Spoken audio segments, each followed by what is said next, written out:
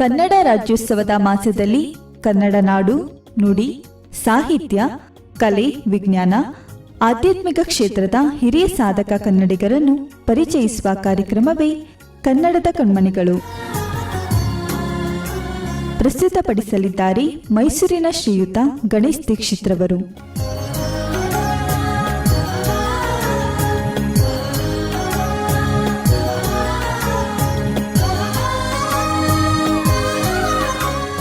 ಇಂದಿನ ಕರ್ನಾಟಕ ಅನರ್ಘ್ಯ ರತ್ನ, ಕರ್ನಾಟಕ ರತ್ನ ಚಲನಚಿತ್ರರಂಗದ ಪುಟ್ಟಣ್ಣ ಕಣಗಾಲ್ರವರು. ಎಸ್.ಆರ್. ಪುಟ್ಟಣ್ಣ ಕಣಗಾಲ್ರವರು ಒಬ್ಬ ಪ್ರಸಿದ್ಧ ಕನ್ನಡ ಚಲನಚಿತ್ರದ ಸೃಜನಶೀಲ ನಿರ್ದೇಶಕರು, ನಿರ್ಮಾಪಕರು, ಚಿತ್ರಕಥೆಗಾರರು, ಸಂಭಾಷಣೆಕಾರರು ಆಗಿದ್ದರು. ಅವರ ಚಲನಚಿತ್ರಗಳಲ್ಲಿ ಕಲೆ, ಭಾವನೆಗಳು, ಸಾಮಾಜಿಕ ಸಂದೇಶಗಳಿಂದ ಕೂಡಿದ ಕಥಾವಸ್ತು ಇರುತ್ತಿತ್ತು. ಇವರ ಚಲನಚಿತ್ರಗಳು ಕಾದಂಬರಿ ಆಧಾರಿತ ಸಂದೇಶಭರಿತವಾಗಿದ್ದುದು ವಿಶೇಷತೆ. ಹಾಡುಗಳನ್ನು ಚಿತ್ರಿಸುವಲ್ಲಿ ಪುಟ್ಟಣ್ಣನವರು ವಿಶೇಷ ಗಮನ ನೀಡುತ್ತಿದ್ದರು. ಕನ್ನಡ ಚಿತ್ರ ನಿರ್ದೇಶಕರಿಗೆ ತಾರಾವರ್ಚಸ್ಸನ್ನು ತಂದುಕೊಟ್ಟವರು ಪುಟ್ಟಣ್ಣನವರು. ಇವರು ಕ್ಲಾಸ್ ಮತ್ತು ಮಾಸ್ ಎರಡೂ ಬಗೆಯ ಪ್ರೇಕ್ಷಕರ ಮನಸೂರೆಗೊಂಡ ನಿರ್ದೇಶಕರು. ಸ್ವಂತ ಪ್ರತಿಭೆಯಿಂದ ಒಂದೊಂದೇ ಮೆಟ್ಟಿಲು ಹೇರಿದ ಭಾರತೀಯ ಚಿತ್ರರಂಗದ ಮಹಾನ್ ಚೇತನ ಇವರು. ಕನ್ನಡ ಸಿನಿಮಾ ರಂಗಕ್ಕೆ ವಿನೂತನ ರೂಪ ನೀಡಿದವರು. ಇವರ ಜನನ ಡಿಸೆಂಬರ್ 1, 1933 ಪಿರಿಯಾಪಟ್ಟಣದ ಕಣಗಾಲ್ ಎಂಬ ಗ್ರಾಮದಲ್ಲಾಯಿತು. ತಂದೆ ರಾಮಸ್ವಾಮಯ್ಯ ಹಾಗೂ ತಾಯಿ ಸುಬ್ಬಮ್ಮನವರು. ಇವರ ಬಾಲ್ಯ ಬಡತನದಿಂದ ಕೂಡಿದ್ದು. ಇವರು ಹೊಟ್ಟೆ ಪಾಡಿಗಾಗಿ ಎಲ್ಲ ರೀತಿಯ ಕೆಲಸಗಳನ್ನು ಮಾಡುತ್ತಾ ಚಲನಚಿತ್ರ ರಂಗಕ್ಕೆ ಪ್ರಚಾರಕರಾಗಿ ಬಂದರು. ಹೀಗಿರುವಲ್ಲಿ ಬಿ.ಆರ್. ಪಂತುಲೂರವರ ಕಾರು ಚಾಲಕರಾಗಿ ಹಾಗೂ ನಿರ್ದೇಶನದಲ್ಲಿ ಸಹಕಾರಿಯಾಗಿ ಒಂದೊಂದು ಹೆಜ್ಜೆ ಇಡಲಾರಂಭಿಸಿದರು. 1964 ಮಲಯಾಳಂನಲ್ಲಿ ಸ್ಕೂಲ್ ಮಾಸ್ಟರ್ ಚಿತ್ರವನ್ನು ನಿರ್ದೇಶಿಸಿದರು.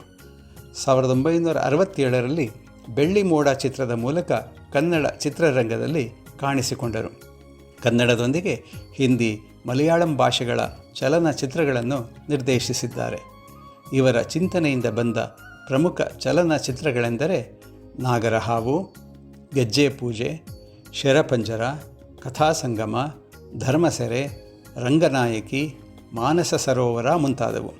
ಸುಮಾರು 24 ಕನ್ನಡ ಚಲನಚಿತ್ರಗಳನ್ನು ನಿರ್ದೇಶನ ಮಾಡಿದ್ದಾರೆ ಇವರು. ಇವರ ಗರಡಿಯಿಂದ ಹೊರಬಂದ ಕಲಾವಿದರು ಎಂದರೆ ಕಲ್ಪನಾ, ಆರತಿ, ಲೀಲಾವತಿ, ಜಯಂತಿ, ಪದ್ಮಾವಾಸಂತಿ, ವಿಷ್ಣುವರ್ಧನ್, ಅಂಬರೀಷ್, ಶ್ರೀನಾಥ್, ರಜನಿಕಾಂತ್, ಜೈ ಜಗದೀಶ್, ರಾಮಕೃಷ್ಣ ಮುಂತಾದವರು. ಪ್ರಮುಖ ಸಾಹಿತಿಗಳಲ್ಲಿ ಒಬ್ಬರಾಗಿದ್ದ ಕಣಗಾಲ್ ಪ್ರಭಾಕರ ಶಾಸ್ತ್ರಿ ಇವರ ಸೋದರರು. ಬೆಳ್ಳಿ ಮೋಡ ಚಿತ್ರ ಇವರ ನಿರ್ದೇಶನದ್ದು ಎಂದು ಎಲ್ಲರೂ ಬಲ್ಲೆವು. ಆದರೆ ಅಂದು ಇವರು ಪಟ್ಟ ಪಾಡು ಎಂತಹುದು ಎಂಬುದನ್ನು ಕೇಳುಗರೊಂದಿಗೆ ಹಂಚಿಕೊಳ್ಳುವ ಆಸೆ ನನ್ನದು. ಇವರು ಚಿತ್ರರಂಗಕ್ಕೆ ಬಂದು 15 ವರ್ಷಗಳಾದರೂ ಕನ್ನಡದಲ್ಲಿ ಚಿತ್ರ ನಿರ್ದೇಶನ ಮಾಡಲು ಯಾವ ನಿರ್ಮಾಪಕರೂ ಮುಂದೆ ಬರಲಿಲ್ಲ. ಅಂತಹ ಸಂದರ್ಭದಲ್ಲಿ ತಮಿಳು ಚಿತ್ರ ನಿರ್ಮಾಪಕರು ಇವರಿಗೆ ಬೆಳ್ಳಿ ಮೋಡ ಚಿತ್ರ ನಿರ್ದೇಶನದ ಜವಾಬ್ದಾರಿ ನೀಡುತ್ತಾರೆ. ಆ ಚಿತ್ರ ತುಂಬ ಚೆನ್ನಾಗಿತ್ತು ಎಂದು ಎಲ್ಲರೂ ಕೇಳಿದ್ದೇವೆ. ಆದರೆ ಅಂದು ಬೆಂಗಳೂರಿನಲ್ಲಿ ಈ ಚಿತ್ರ ಬಿಡುಗಡೆಗೆ ಸಿನಿಮಾ ಮಂದಿರ ದೊರಕಲಿಲ್ಲ. ಆನಂತರ ದೊರಕಿತು, ಯಶಸ್ವಿಯಾಯಿತು ಕೂಡ. ಅಂದಿನ ದಿನದಲ್ಲಿ ಪುಟ್ಟಣ್ಣ ಹಾಗೂ ಇಂತಹ ಕಲಾವಿದರ ದಾರಿ ಅತ್ಯಂತ ಕಠಿಣವಾಗಿತ್ತು. ಬಡತನದ ಬೇಗೆ, ಬಡವರ ಬಗ್ಗೆ ಸಮಾಜದ ತಿರಸ್ಕಾರ, ವೃತ್ತಿರಂಗದ ಕರುಬುತನ, ಪ್ರಾಂತೀಯ ಮನೋಭಾವನೆ ಮುಂತಾದ ಅಂಶಗಳು ಇವರುಗಳನ್ನು ಚಿಂತೆಗೀಡು ಮಾಡಿತ್ತು. ಈ ಹಿನ್ನೆಲೆಯಲ್ಲಿ ಚಿತ್ರದ ವಿಶೇಷ ಪ್ರದರ್ಶನ ಅಲಂಕಾರ್ ಚಿತ್ರಮಂದಿರದಲ್ಲಿ ಇತ್ತು. ಸಹಜವಾಗಿ ನಿರ್ದೇಶಕರಿಗೆ ಆಹ್ವಾನ ಇರುತ್ತದೆ. ಆದರೆ ಪುಟ್ಟಣ್ಣನವರು ಬರಲು ಆಗಲಿಲ್ಲ. ಏಕೆಂದರೆ ಅವರಿಗೆ ಈ ಚಿತ್ರದ ಸಂಭಾವನೆ ಆಗಿರಲಿಲ್ಲ. ಅಂದರೆ ಇವರ ಬಳಿ ಹಣವಿರಲಿಲ್ಲ. ಹಾಗಾಗಿ ಪುಟ್ಟಣ್ಣನವರು ಮದ್ರಾಸಿನಿಂದ ಬೆಂಗಳೂರಿಗೆ ಟಿಕೆಟ್ ರಹಿತ ಪ್ರಯಾಣ ಮಾಡುತ್ತಾರೆ. ಅಲಂಕಾರ್ ಚಿತ್ರಮಂದಿರ ತಲುಪುವ ಹೊತ್ತಿಗೆ ಚಿತ್ರ ಪ್ರಾರಂಭವಾಗಿರುತ್ತದೆ. ಆಗ ಇವರು ನಾನೇ ಈ ಚಿತ್ರದ ನಿರ್ದೇಶಕ ಎಂದರೂ ಇವರನ್ನು ಒಳಹೋಗಲು ಯಾರೂ ಬಿಡುವುದಿಲ್ಲ. ಅಂತಿಮವಾಗಿ ಏನೋ ಒಂದು ಸುಳ್ಳು ಹೇಳಿ ಪ್ರೊಜೆಕ್ಷನ್ ಕೊಠಡಿಗೆ ಪ್ರವೇಶ ಗಿಟ್ಟಿಸಿಕೊಂಡು ಅಲ್ಲಿಂದ ಚಿತ್ರವನ್ನು ಹಾಗೂ ಜನರ ಪ್ರತಿಕ್ರಿಯೆಯನ್ನು ಪುಟ್ಟಣ್ಣನವರು ವೀಕ್ಷಿಸುತ್ತಾರೆ. ಇದು ಅಂದಿನ ಇವರ ಕಠಿಣ ಪರಿಸ್ಥಿತಿ. ಇನ್ನೊಂದು ಸಮಯದಲ್ಲಿ ಮದ್ರಾಸ್ನಲ್ಲಿದ್ದಾಗ ಇವರ ನಿರ್ದೇಶನದ ಚಿತ್ರ ಟೀಚರಮ್ಮ ನೋಡಲು ಇಬ್ಬರು ಅತಿಥಿಗಳೊಂದಿಗೆ ಹೋಗಬೇಕಾದ ಪರಿಸ್ಥಿತಿ ಬರುತ್ತದೆ.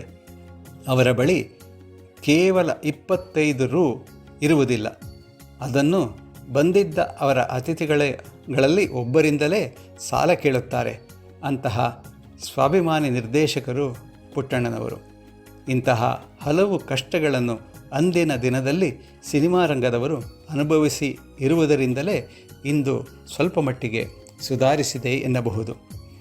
ಕರ್ನಾಟಕ ಚಲನಚಿತ್ರ ನಿರ್ದೇಶಕರ ಸಂಘದ ಸ್ಥಾಪಕ ಅಧ್ಯಕ್ಷರಾಗಿ ಸೇವೆ ಸಲ್ಲಿಸಿದ್ದಾರೆ. ಇವರ ವಿಶೇಷತೆ ಎಂದರೆ ಕನ್ನಡಕ್ಕೆ ಆದ್ಯತೆ ನೀಡುತ್ತಿದ್ದುದು. ಇವರ ಚಿತ್ರದಲ್ಲಿ ಸಂಸ್ಕೃತಿ, ಸಂಪ್ರದಾಯ, ಪರಿಸರ, ಭಾರತೀಯ ಸಂಗೀತ, ಲೇಖಕಿಯರ ಕಾದಂಬರಿಗಳಿದ್ದವು. ಪುಟ್ಟಣ್ಣನವರನ್ನು ಚಿತ್ರಬ್ರಹ್ಮ ಎಂದು ಗೌರವಿಸಲಾಗಿದೆ.